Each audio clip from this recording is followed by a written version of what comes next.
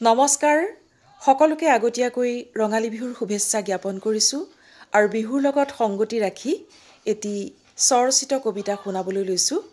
কবিতাৰ শিৰোনাম চেনাই তই কুশলে আছনে?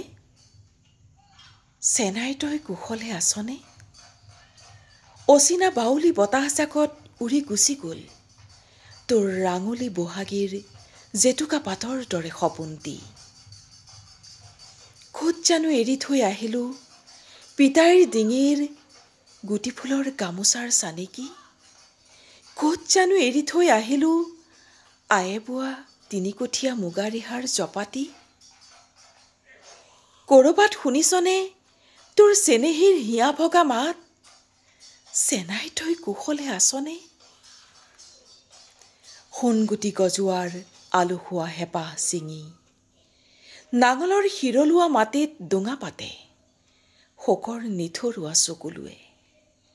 বৰগছৰ খুৰুঙতে আছে বিহুৱা ককাইৰ আলতীয়া বুকু।